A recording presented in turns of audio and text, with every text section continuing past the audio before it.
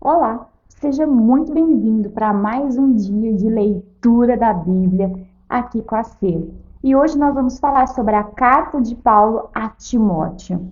É a primeira carta, ela tem 6 capítulos e ela vai falar basicamente sobre testemunho, sobre manter o testemunho da fé, sobre não ser levado pelas falsas doutrinas. E Paulo ele fala isso várias e várias vezes nesses 6 capítulos, né, desta primeira carta a Timóteo. Não se deixe levar, não se deixe corromper, mantenha o seu caráter. Isso vai ser prova da presença de Deus na tua vida e o quanto isso é importante para nós, que nós venhamos a manter o nosso caráter e esse caráter de Deus vai provar para as pessoas e até para nós mesmos quem nós somos, nossos frutos. E aqui no capítulo 4 de 1 Timóteo, Paulo vai falar sobre as falsas doutrinas e os falsos mestres e ainda adverte, não perca nem seu tempo discutindo sobre essas vãs doutrinas, mas se exercite na sua própria devoção. Tem muita gente que fica tão envolvido com essas besteiras que muitas pessoas falam e acabam até se perdendo no que realmente deveriam fazer.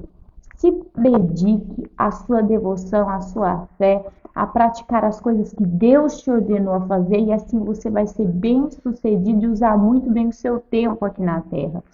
Paulo ainda vai falar um conselho muito importante e aqui eu quero até explicar melhor, parar e explicar melhor, porque tem muita gente que fica naquela dúvida. Fala, meu Deus, mas por que Paulo foi falar isso? E aqui está, justamente no capítulo 3, no capítulo 2 e no capítulo 3, Paulo vai falar sobre as mulheres. E Paulo fala assim: elas devem aprender em silêncio, com toda submissão. Eu não permito que as mulheres ensinem aos homens. Ele vai falar sobre isso. Nós sabemos que na vida de Paulo, ministerial, nós temos a presença de Lídia, de Priscila, de Febe e de muitas outras mulheres que não apenas ministravam, mas cuidavam de igrejas.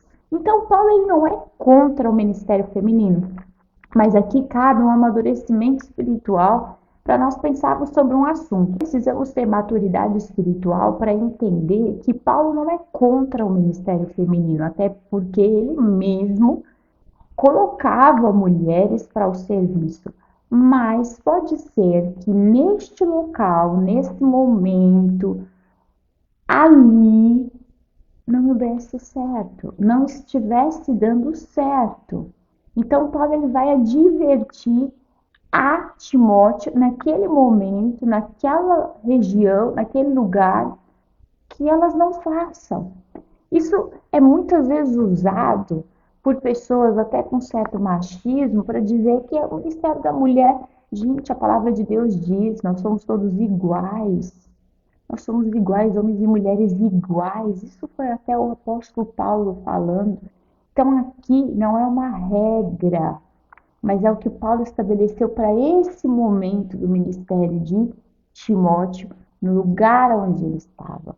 Então guarda isso no seu coração.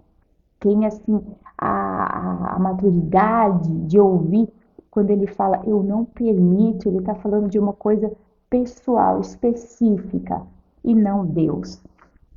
E para nós continuarmos os assuntos da carta, Paulo ainda vai continuar falando sobre o cuidado de viúvas, líderes e escravos, e também vai falar sobre a questão de nós não jamais nos deixarmos levar pelas falsas riquezas, mas que a verdadeira riqueza, ela não é corrompida pela verdade, mas sim é uma riqueza que alimenta mais do que o próprio dinheiro. E Paulo vai dizer assim: pois o amor ao dinheiro é a raiz de todo mal, e alguns, portanto, desejarem dinheiro, desviaram-se da fé e afligiram a si mesmo com muitos sofrimentos. Paulo não está falando que você não pode ter dinheiro, Paulo não está falando que você não pode ter uma boa condição financeira, ele está dizendo que nós não podemos amar ao dinheiro.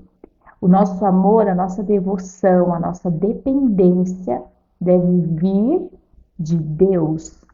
Tudo que nós temos por fonte deve ser o Senhor.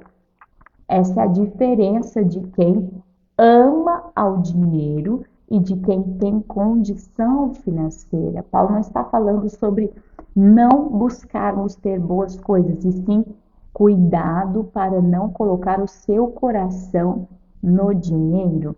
A nossa confiança deve estar em Deus, está no versículo 17, que provê ricamente tudo de que necessitamos para a nossa satisfação. Então, resumindo, a primeira carta a Timóteo vai falar muito sobre manter o nosso testemunho de fé e não nos deixarmos ser envolvidos pelas falsas doutrinas e práticas que por aí estão até hoje. Eu convido você a continuar essa leitura conosco. Que Deus te abençoe.